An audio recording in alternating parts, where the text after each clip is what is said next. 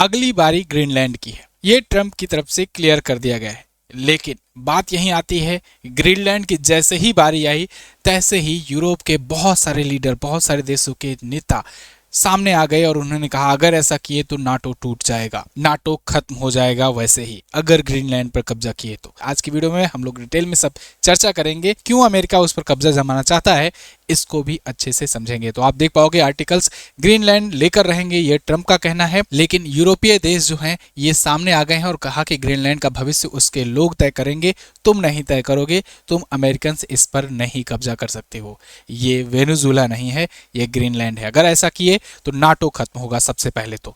खैर उस पर जानेंगे, लेकिन एक जरूरी बात देखिए, लास्ट 6 मंथ की भी ई बुक आ चुकी है और ब्रह्मास्त्र की वार्षिकांक भी आ चुकी है।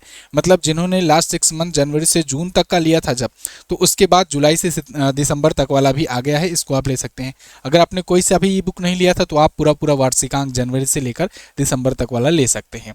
ये 49 में है और ये 99 में है अभी के लिए, तो आप इसे ले सकते हो जा करके। हमारे कंटेंट अगर आप देखोगे तो इतने सारे टॉपिक को हम लोग कवर कराते हैं हर एक ई बुक में। 6 मंथ का है तो 6 महीने का कंटेंट रहेगा, साल भर का है तो साल भर का कंटेंट आपके सामने रहेगा। लेकिन इस प्रकार से टेबल चार्ट ग्राफिक्स के माध्यम से हम लोग कवर करते हैं। ये ई बुक्स कहाँ मिलेंगी? ये ई बुक्स मिलेंगी आपको हमारे एप्लीकेशन MZT ऐप पर, वहीं पर आपको हमारे वीडियो कोर्सेज भी मिल जाएंगे, ई बुक्स भी मिलेंगी, क्विजेस फ्री में बहुत सारी हैं, बहुत सारे पोस्ट कैटेगरी में भी आप जाकर स्टडी मटेरियल से ले सकते हो, पढ़ सकते हो, मॉक टेस्ट है, फ्री PDF आप डाउनलोड कर सकते हो वगैरह वगैरह। किसी भी सहायता के लिए आपको व्हाट्सएप का आइकॉन मिलेगा, आप वहां से संपर्क कर सकते हो। डिस्क्रिप्शन में और पिन कमेंट में मैंने सारी डिटेल्स दे दी है। आज की वीडियो में हम लोग क्या बात करने वाले हैं? आज की वीडियो में हम लोग बात करेंगे कि ध्रुवीय महत्वाकांक्षा क्यों बढ़ती जा रही है, ग्रीनलैंड पर कब्जा क्यों जमाना चाहता है अमेरिका, साथ ही साथ ट्रंप और नाटो का भविष्य क्या होने वाला है। क्योंकि देखो ट्रंप ना ये बहुत ज़्यादा अग्रेसिव हो गए, मतलब एक गॉड सिंड्रोम होता है। गॉड सिंड्रोम क्या होता है कि अपने आप को सबसे सर्वशक्तिमान मानने लगना कि मैं हूँ, मैं ही सब कुछ हूँ, मेरे ही वजह से सब दुनिया चल रही है, मेरे ही वजह से सब संसार चल रहा है, मैं अगर चाह लिया तो जिस पर भी चाहूँगा उस पर कब्जा कर लूँगा। तो ये गॉड वाला सिंड्रोम जो है ये आ गया है इनके अंदर, ट्रंप के अंदर। आज के टाइम पर ये बिल्कुल किंग बने हुए हैं, ये अपने बयानों में कहते हैं आई एम द किंग। मैंने 1000 से ज़्यादा फाइटर प्लेन बेचे हैं, बोइंग विमान बेचे हैं, बहुत मतलब बढ़ बढ़ की बातें कर रहे हैं। और वेनेजुएला पर जिस तरीके से इन्होंने कब्जा जमाया आपने देखा ही, पूरी दुनिया देखती रह गई। उसमें भी मिली जुली प्रतिक्रियाएं आ रही थी, कोई खुल करके कंडेम नहीं कर रहा था एक्सेप्ट एशियाई देशों के। मतलब एशिया में बहुत सारे देश, एशिया और खास करके ब्रिक्स की अगर बात करें to be precise, BRICS countries ने खुल करके कंडेम किया, बाकी बहुत सारे देशों ने मिली जुली, मतलब कि हाँ ठीक है, नहीं भी है, हाँ भी है, अपना उनका मतलब है, हमसे मतलब नहीं, इस प्रकार से पल्ला झाड़ लिए। यूरोपीय देश तो सपोर्ट करते नजर आए, वही यूरोपीय देश जिन पर अब गाज गिरी तो अब वो अम्मा दादा करते हुए नजर आ रहे हैं। जैसे आप वर्ल्ड मैप में पहले देख लो ग्रीनलैंड है कहाँ पर, जिससे आपको थोड़ा सा स्थिति समझ में आए।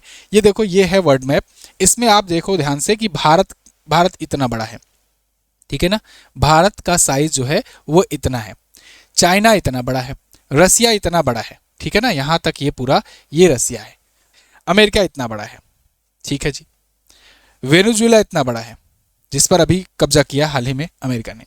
अब देखो ग्रीनलैंड कितना बड़ा है, इतना बड़ा है ग्रीनलैंड, देख रहे हो, इस पर कब्जा जमाने की बात की जा रही है। लेकिन यहाँ की टोटल आबादी कितनी है? मात्र 57,000। अच्छा, तो आप देखिए यहाँ पर आज के टाइम पर ना अगर ग्रीनलैंड पर कब्जे की बात करें तो वो डेनमार्क का कब्जा है। डेनमार्क इतना छोटा सा देश है, लेकिन इसकी विदेश नीति और रक्षा नीति पर कब्जा डेनमार्क का है। डेनमार्क ने इसको अपनी कॉलोनी पहले बनाया था, फिर कॉलोनी बनाने के बाद इसको आज़ाद किया। जैसे हम लोग ब्रिटिशर्स के कॉलोनी थे, ऐसे ही डेनमार्क की कॉलोनी ये था। अब यही बात को लेकर के अमेरिका जो है ये चाहता है इस पर कब्जा करना।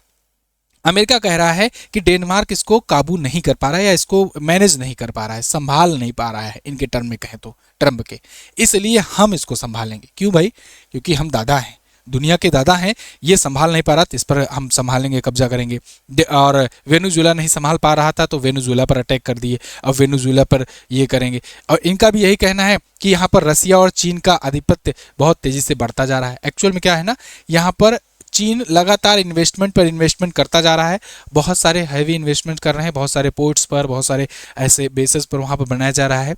तो इस वजह से अमेरिका को रास नहीं आ रहा। अमेरिका चाह रहा है कल को चाइना जो है हमें पीछे कर देगा, चाइना इस पर कब्जा करके धीरे धीरे यहाँ पर आधिपत्य अपना बना लेगा। क्योंकि चाइना डेप्ट ट्रैप में बहुत अच्छे से फंसाता है। अब देखो, ग्रीनलैंड पर कब्जा कर लेगा तो इनको क्या दिक्कत है भाई, बर्फ ही बर्फ तो है, केवल 57,000 की आबादी है इतने बड़े देश में। मतलब आप समझो जैसे रूस का साइबेरिया वाला क्षेत्र है। लेकिन सबसे बड़ी बात यह है कि ये बहुत ही मिनरल रिच एरिया है। मतलब यहाँ पर बहुत भारी मात्रा में प्राकृतिक संसाधन मिनरल्स पाए जाते हैं। यहाँ पर तेल, गैस, दुर्लभ खनिज पदार्थों के भंडार हैं जो अभी तक एक्सप्लोर नहीं किए गए हैं। क्योंकि आप देखो पूरी धरती पर ना जहाँ जहाँ मानव रहे हैं वहाँ वहाँ उसको एक्सप्लॉइट किए हैं, लेकिन जहाँ मानव नहीं रह पाए हैं अभी तक वो क्षेत्र, वो एरिया अभी तक अछूता रहा है।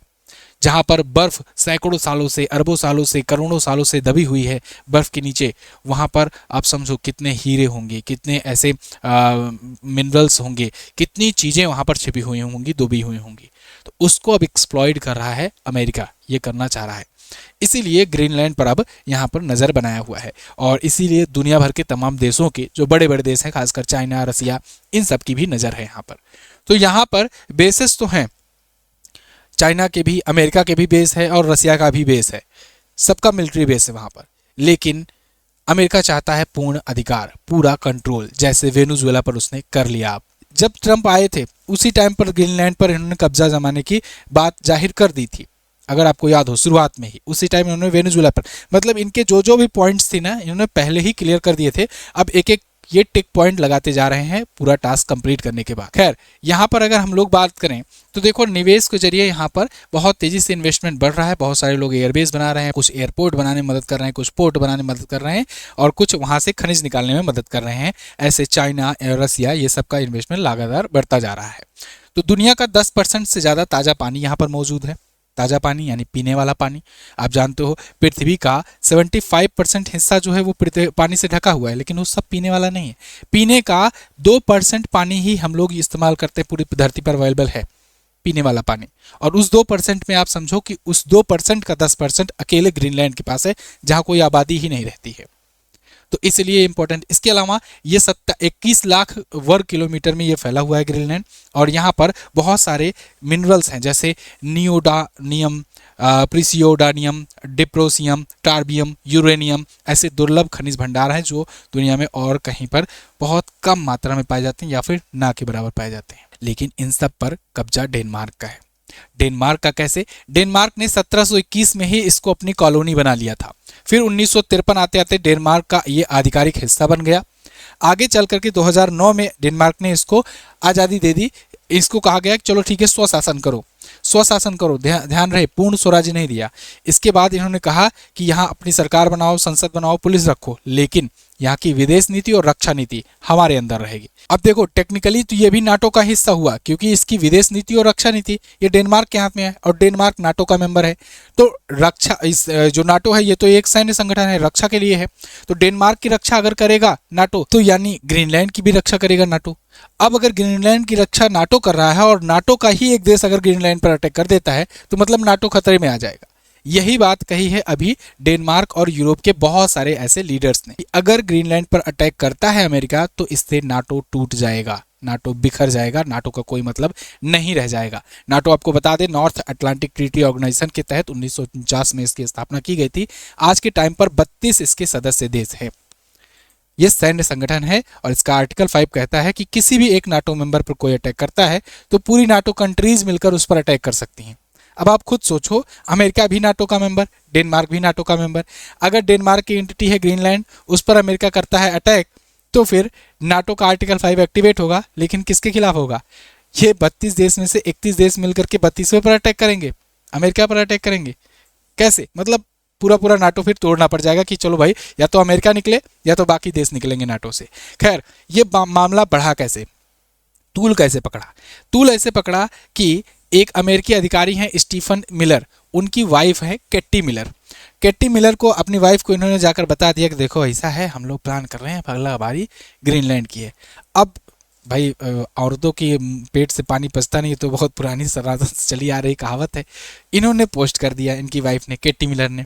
इन्होंने ग्रीनलैंड का ऐसे मैप लगाया और उसके बाद सिर्फ एक वर्ड लिखा, सून, कि मतलब अब अगली बारी इसकी होने वाली है। तो अब जब ये कह दी है सून, क्या इसकी भी एक्सरसाइज चल रही है कि कैसे ग्रीनलैंड पर कब्जा करना है? ये बात अब आ गई चर्चे में।